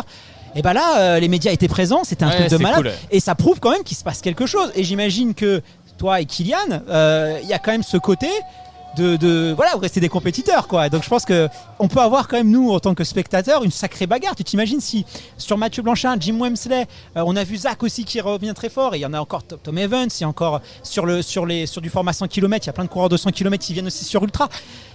Là ça va être c'est Vegeta, c'est Dragon Ball, là c'est le boss final, ça va être un truc de dingue, quoi. Donc c'est ça moi que je te parle. Ouais, mais regarde, en 2017 finalement presque tous les compétiteurs qui étaient là cette année, ils étaient là en 2017 et c'était il y a 7 ans. Donc alors moi je suis trop content qu'il y ait un peu des nouvelles têtes, et effectivement c'était un bel UTMB, effectivement sans nous trois, et heureusement que la Terre continue de tourner, hein, quand on n'est pas là, heureusement. Mais non, voilà, après pour moi je trouve qu'il faudrait encore plus de renouveau sur des courses comme ça, tout ça. Et puis après c'est vrai que j'aime beaucoup l'UTMB, j'y retournerai sûrement, mais c'est vrai qu'aujourd'hui je trouve que c'est un peu comme la diagonale, ça reste de l'ultra, tout ça, c'est des courses qui sont magnifiques, mais voilà, j'ai encore besoin de temps pour retrouver cette excitation, vraiment de revenir à l'UTMB en me disant, comme là j'étais au départ, waouh, est-ce que je vais y arriver, quoi. Et c'est vrai que moi ça fait plusieurs années aussi que je voulais essayer m'aventurer dans d'autres choses, d'emmener les gens, tu vois, d'emmener les gens qui me suivent, d'emmener tout le monde, et puis moi dans ma pratique, mon équipe autour de moi sur des trucs un peu comme un Thor, aller découvrir encore d'autres choses que j'ai pas découvert. Ça, c'est des trucs qui t'intéressent, qui t'attirent. Là, clairement, tu arrives au bout de la diagonale des fous, on a mis 26 heures, on a fait 170 km. Le Thor, il reste la moitié. Ouais, c'est fou. Et ça, c'est un truc qui il reste t'attire. la moitié et 15 000 mètres de dénivelé. Voilà, demande à n'importe qui dans la dernière descente s'il a envie de repartir pour 170. On voit pas les grands champions sur ces courses-là. Tu vois, on voit pas. Enfin, c'est pas pour manquer de respect pour ceux qui le font. Il y a quand même des coureurs aujourd'hui qui sont spécialisés là-dedans, tout ça. Mais c'est des trucs de dingue. Mais moi, j'ai envie d'aller là-dedans. J'ai envie de. Voilà, tu vois, je fais l'effort quand même, tu vois, avec les journalistes, avec le livre, avec tout ça, avec la collection qu'on crée aussi avec Salomon, d'essayer de partager aussi mon expérience et de vivre ça avec les gens. Et aujourd'hui, j'ai envie de dire, voilà. Allez, on remet tout à plat, on repart à zéro. Là, on essaie d'aller faire un Thor. Et on est tout petit là. Ah, là, incroyable. Je veux dire, même moi, ok, j'ai gagné 4 fois la diagonale, voilà, très bien. Mais là, on part, on va faire le Thor. Voilà, t'es tout petit. Et donc là, il y a un challenge, je trouve, voilà, là, on est début octobre. Bon, là, je vais me faire enlever la plaque, donc on repart de zéro vraiment, à Noël. Et là, on a 9 mois pour se construire pour aller au Thor. Là, moi, je trouve là, j'ai une excitation qui me fait me réveiller tous les matins pour aller jouer dehors, il n'y a aucun souci. Et j'ai envie de ça. Alors voilà, je dis pas que l'UTMB ça me ferait pas me réveiller tous les matins, tout ça, mais c'est vrai que là, ça fait plusieurs années que ça me trotte d'aller vers des choses comme ça. Alors est-ce que, faut que je vois entre l'opération, tout ça, est-ce que ce sera compatible d'aller faire un Thor, mais cette année ou l'année d'après, mais c'est vrai que j'ai envie aussi de nouveaux challenges, de nouvelles choses. Et clairement, le Thor et l'UTMB dans la même année, c'est pas compatible. Donc voilà. Bon, j'ai hâte de suivre ça. Dernière question avant de se quitter. Je voulais parler d'une petite équipe là, qui est arrivée. C'est la team de Mano, que je sais que tu connais très très bien. Tu es sponsorisé aussi par Iron, qui est ambassadeur. Je crois que tu connais aussi bien Emmanuel Vidal, qui nous a quittés malheureusement récemment. Et c'est quelque chose qui lui tenait beaucoup à cœur aussi sur la partie handisport. J'ai vu que toi, tu t'arrêtais pour les saluer. Ils t'ont attendu. Et puis, notamment dans les hauteurs, vous êtes... T'es sorti un petit peu de ta course pour aller saluer Mano, c'était une très très belle image d'ailleurs. Comment tu regardes ça, toi, ces porteurs de joëlette sur cette course? Tu te dis, mais où est-ce qu'ils vont chercher la force, ces gens-là, quoi? Enfin, tu vois, pour un athlète de haut niveau, c'est son métier, c'est son truc, mais tu te dis, mais où est-ce qu'ils vont trouver la force, ces gens-là, pour faire cette course, quoi? C'est complètement dingue, ça te dépasse, toi. Tu vois comment ça, toi? Déjà, les joëlettes, c'est vrai qu'il y en a sur plusieurs courses maintenant, un peu partout en France et dans le monde. Heureusement, c'est top, mais il n'y en a encore pas assez partout. Mais par contre, les joëlettes sur la diagonale, c'est un truc de fou. Enfin, c'est la diagonale des fous. Mais c'est vrai que quand tu vois la taille des sentiers, il y a des moments où tu te dis, mais là, impossible. Comment ils font pour pousser, pour tirer le truc? Et du coup, c'est là qu'il y a un challenge qui est génial. Et puis, il faut vraiment prendre soin de la personne qui est dans la joëlette.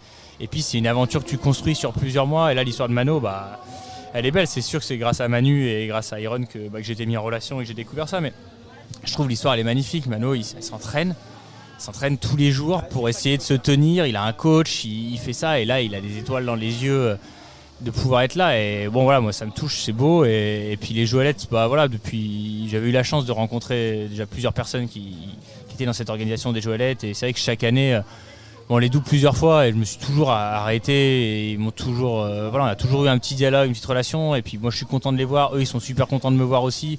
Et voilà, ça me fait chaud au cœur de les doubler et le temps qu'ils donnent et qu'ils partagent pour ça. Donc voilà, je pense que sur la diagonale, enfin, de toute façon, on voit, comme tu disais tout à l'heure, quand tu vois le nombre de finishers sur cette course et les délais dans lesquels ils finissent, enfin voilà, les gens quand ils prennent le départ ici, qui prennent le départ avec leur dossard, ils ont du mal à le rendre, clairement. Ils le rendent pas, le dossard, ils vont au bout du bout, et je trouve que c'est vraiment spécifique à cette course. Il n'y a que 30%, tu vois, il n'y a pas plus d'abandon, alors que c'est quand même une course plus ouverte. Tu vois, pour avoir un dossard, il n'y a pas plus d'abandon que sur l'UTMB, alors que c'est des mecs qu'il faut. Donc ça prouve quand même la volonté. Même devant, il n'y a pas beaucoup de coureurs qui arrêtent. Surtout cette année, il y a eu très peu, ça a quasiment pas bâché là. Pourtant, il y a eu un rythme avec les conditions et tout. Et voilà, et moi je rebondis sur ce que tu dis sur Mano parce que les gens se rendent pas forcément compte. Et moi, le premier, j'ai suivi, je suis allé voir Mano, donc c'est une personne en situation de handicap qui était un handicap très très lourd.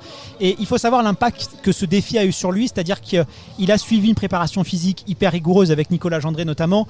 Il a gagné vachement en autonomie. Donc derrière, c'est une famille parce qu'il peut un peu mieux s'habiller, il gagne en autonomie. Et en fait, ça a joué vraiment sur lui. Autour de lui, du coup, ça met une spirale dynamique avec un objectif. Alors après, je pense qu'il faut un accompagnement aussi pour l'après-diagonale. Mais bon, comme tous les coureurs ici. Mais non, mais clairement, parce que là, encore plus, parce que là, quand ça fait 2-3 ans que tu rêves d'être là, d'aller sur un objectif, derrière, quand ton objectif il est passé, même s'il est atteint, même s'il est réussi, là, derrière, il faudra être encore plus là pour lui, tu vois, que maintenant. Mais par contre, imagine la spirale positive et le dynamisme qu'il y a eu pendant 2, 3, 4 ans. Je trouve que c'est génial. Et c'est pour ça que moi je dis toujours aux gens, allez-y progressivement. Les gens ils attaquent le trail et puis l'année d'après ils veulent faire l'UTMB ou la diagonale. Prenez le temps, La vie est longue, bordel, la vie elle est longue. Prenons Profitez, 5-6 ans quoi. et au moins il y a une spirale, il y a un dynamisme, on y va progressivement et c'est génial.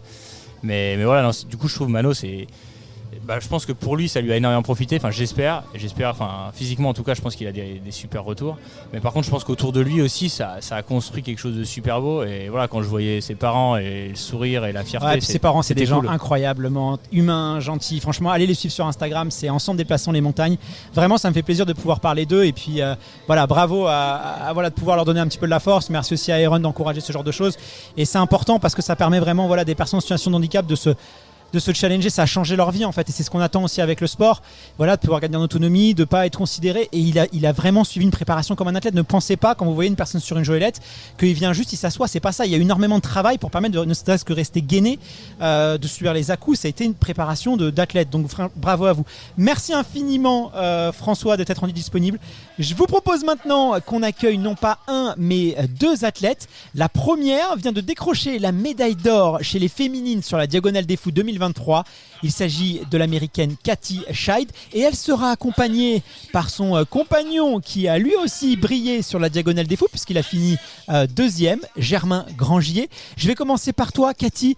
Comment est-ce que ça va après cette Diagonale des Fous complètement dingue et cette nuit sur les sentiers réunionnais? La nuit, la journée et l'autre nuit. Oui, c'est vrai. Oui, c'est deux nuits, c'est plus compliqué que les autres courses que j'ai déjà fait. Même si tu fais une deuxième nuit quand tu fais UTMB pas super vite, c'est plus compliqué ici. Mais maintenant, je sens beaucoup plus bien et contente d'être finisher de cette course, et aussi contente que Germain a fait une belle course aussi. Bon, j'ai pas mal de questions à te poser parce que j'ai remarqué 2-3 petits trucs et je voudrais avoir un peu plus de ta vision un peu et comment tu as vécu la course de l'intérieur. Donc on va revenir vers toi dans quelques instants, et j'avais promis aux auditeurs et auditrices une surprise. Eh bien cette surprise, il a un nom, c'est Germain Grangier qui nous fait l'honneur d'être avec nous après sa magnifique 3e place. Salut Germain, comment est-ce que tu vas? T'es déjà passé dans le podcast, mais c'était à distance, c'était pas terrible la qualité. Là, on t'a en présentiel, donc je suis très, très content de t'avoir. Ça va bien aujourd'hui, toi aussi? Et oui, en plus j'ai gagné une place le temps de notre conversation, parce que j'ai fait 2e. Tu vois, c'est Oui, bon. oui. Mais écoute, je ne t'en veux pas, Guillaume, car tu travailles beaucoup. Mais je t'ai dit quoi? Je t'ai dit 3e? Ouais, non, mais c'est pas grave. J'ai 3e à UTMB. Bah oui, 3e, Ouais. je sais pas, je suis fatigué. Tu sais, là, c'est Ouais, ma 6e. Je sais. Voilà, je mais sais. non, 2e en plus, j'étais là quand t'es remonté à deux bras, donc j'ai vu un peu Deux cette bras, remontada, tu vois, exactement. c'était une éducation. Et en plus, voilà, Ouais. comme tu le dis, et j'étais là à ton arrivée. Donc voilà, excuse-moi, mais ça va bien sinon à part ça? Ouais, écoute, à part ça, ouais, tout va bien. Ouais. Écoutez, alors, je vais faire honneur aux femmes. Cathy, tu as fait une course incroyable. On s'était vu juste avant la course. On avait fait une petite interview ensemble. Et c'est vrai que j'avais l'impression que tu savais pas trop à quelle sauce t'allais être mangé sur cette course-là. La Diagonale des Fous, c'est réputé pour être l'un des trails les plus durs au monde. Est-ce que tu t'attendais à souffrir? Oui, je pense que si tu fais une course, c'est jamais facile. Si c'est une course à 400 mètres ou une course à 400 km, c'est une course, c'est pas facile. Mais oui, au début, j'étais pas certain comment ça se passe ici. J'ai fait l'assistance de Germain 2 fois ici déjà, donc j'avais les petites... Tu l'avais vu souffrir. Ouais, j'avais des petites histoires de Germain, comment ça marche cette course, mais c'était pas... Oui, quand j'arrivais à Deux Bras, c'était une petite surprise. Petite surprise. Oui. C'est une surprise pour tout le monde, Deux Bras. Crois-moi, c'est là où vraiment, avec la petite côte qui va après, c'est quelque chose, ce Deux Bras. Quel conseil tu as donné justement, Germain? Parce que ça nous intéresse. Qu'est-ce que tu as dit? Comment tu as présenté cette diag à Cathy? Écoute, c'est pas mal je pense, d'indications de terrain, parce que c'est vrai quand on regarde le profil de la Diag, ça reste un profil, là, il est monté des descentes, mais ici il faut vraiment prendre en compte la topographie, la technicité, plein de petites surprises quand on dit une montée, tu vois, généralement ici ça ne monte jamais tout le temps, il y a des petites descentes au milieu de la montée, voilà, des points d'eau, voilà, tous les à côté, tous les trucs qu'on voit pas forcément quand on regarde le site web ou quand on approche une course de l'extérieur. Et c'est toutes ces petites infos qui au final sont assez importantes. Alors Cathy, toi t'es parti très très vite, t'as pris tout de suite les commandes de la course, t'as eu jusqu'à 1h30 d'avance sur ta poursuivante, qui était quand même Camille Brua, hein, c'est pas n'importe qui, même si elle revient de blessure, elle était quand même très affûtée sur le départ de la course. On a regardé tes temps de passage, à Marla t'avais à peine 20 minutes de différence avec Courtenay par rapport à l'année dernière, donc c'est quand même, voilà. Est-ce que t'avais un plan de course, est-ce que t'as quand même suivi une certaine stratégie, parce que j'ai quand même eu l'impression, moi, et c'est ce que je disais dans le live, que voilà, tu savais très bien ce que tu faisais et tu étais quand même dans la maîtrise. Moi, je t'ai senti, voilà, même à 2 bras, on s'est croisés là-bas. J'avais l'impression que tu sortais de la douche et que tu étais encore. Après, ça, c'est un peu compliqué, mais j'avais l'impression que tu étais hyper fraîche, quoi, et tout à fait dans la maîtrise. C'était quoi un peu le plan, toi, pour toi, aujourd'hui ? J'avais pas un plan, mais. C'est vrai, j'ai parti un peu vite, mais je pense que cette année, j'ai fait beaucoup de choses sur les terrains, sur les sentiers roulants pour Western States. Et j'ai pas fait beaucoup de ski cet hiver. J'ai couru beaucoup. Et pour moi, au début, c'était plus facile que normalement pour moi, avec toute cette training derrière. Et j'ai pas fait beaucoup dans le terrain technique. Vous êtes venu en repérage quand même presque un mois en avance. 2 semaines et demie. Ah oui, donc pas un mois quand même. Un mois, oui. J'avais pas les bonnes infos. Je pense que c'était plus que j'ai fait beaucoup roulante et ça passe bien pour moi au début et j'ai dit ok, je me sens bien, je sais que c'est un peu vite, mais c'est où je suis forte cette année.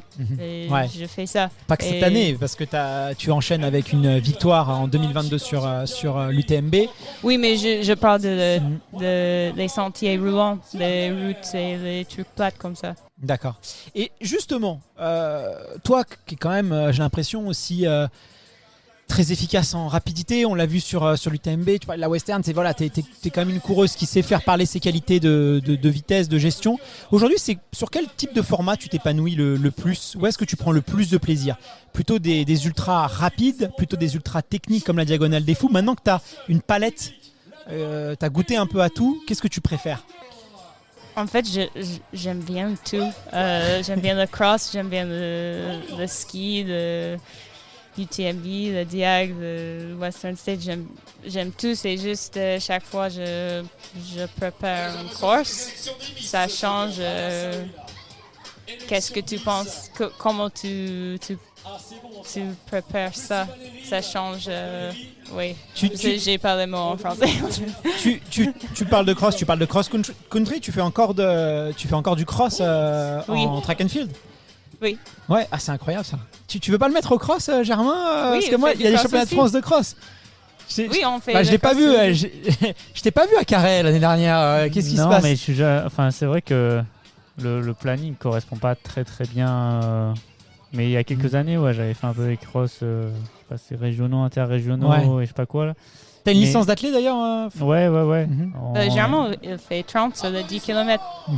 Oui, mais aujourd'hui, de toute façon, la densité, elle a explosé. Et aujourd'hui, c'est quand même très rare d'avoir un coureur en dessous des. Voilà, alors, ça sert pas forcément à grand chose d'être en 27-28 sur 10 km. Mais j'ai l'impression, alors je sais que ça fait râler certains, mais je sais qu'il y a quand même peu de coureurs aujourd'hui qui sont pas capables de courir. Ils sont quasiment tous capables de courir en 31-30. Il y a un niveau qui est tel. Il y a une polyvalence et on le voit sur l'UTMB. Il y a aussi les chaussures aussi, qui ont changé quand même beaucoup la donne. Mais du coup, oui, sur les crosses, c'est vrai qu'on avait vu Blandine. Mais écoute, c'est vrai que c'est intéressant de voir un peu les Blandine d'ailleurs qui a fait quand même une 3e place au championnat de France de cross. Le cross en France, c'est l'un des championnats en niveau français, c'est même le championnat de France le plus relevé. Il y a vraiment tous les meilleurs parce que c'est vrai que les grands marathoniens français ne font pas les championnats de France, ils font pas même les 10 000 mètres, ils vont plutôt sur la Diamond League ou voilà, ils vont sur les grandes courses. Par contre, sur les championnats de France, tous les cadors sont quand même là. Et quand on a vu Blandine, et d'ailleurs ça veut tout dire un peu sur l'ultra et le niveau de l'ultra, c'est vrai que c'est incroyable. Donc ça, c'est impressionnant.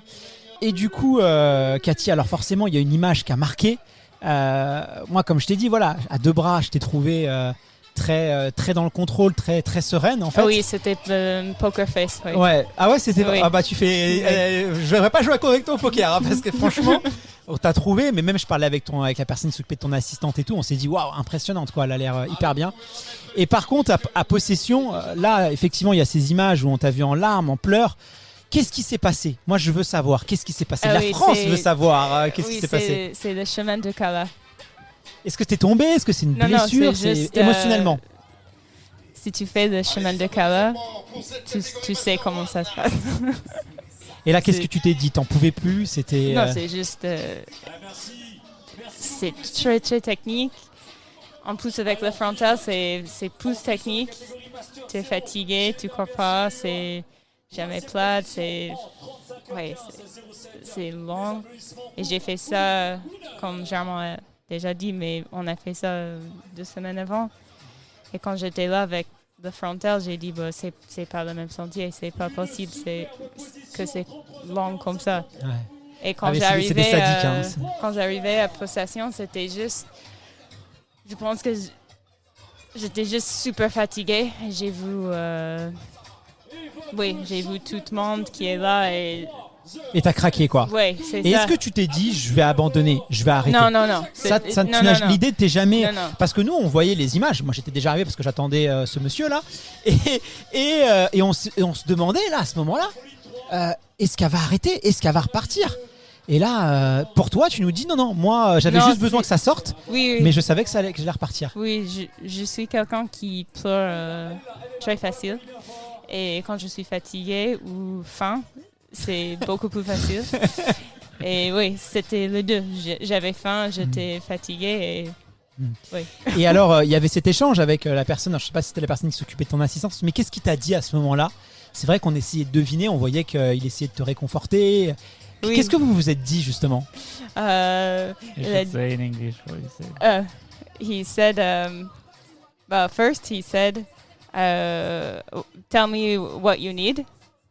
And I said, I thought in my head, like, okay, I'm actually okay.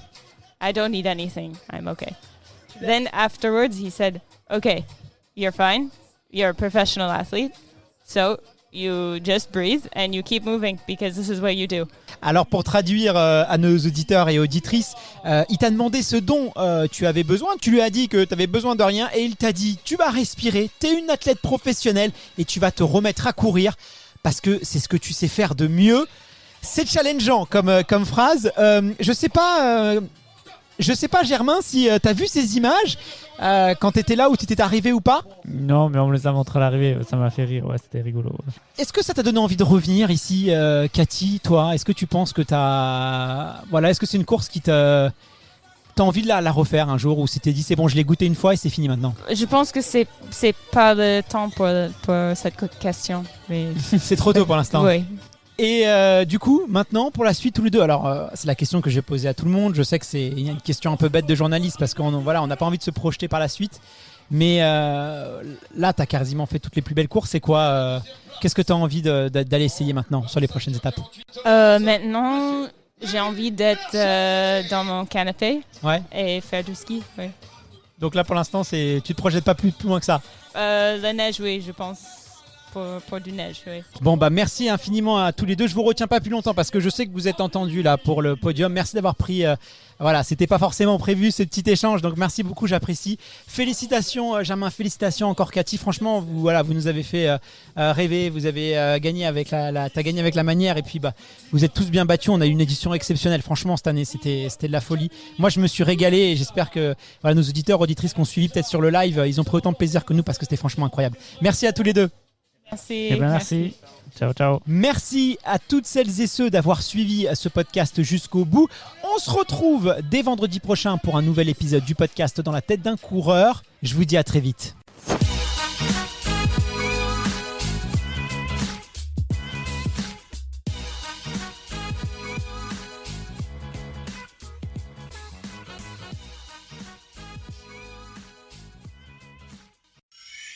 Cette émission vous a été proposée par Iron.fr, spécialiste running, trail et fitness sur Internet.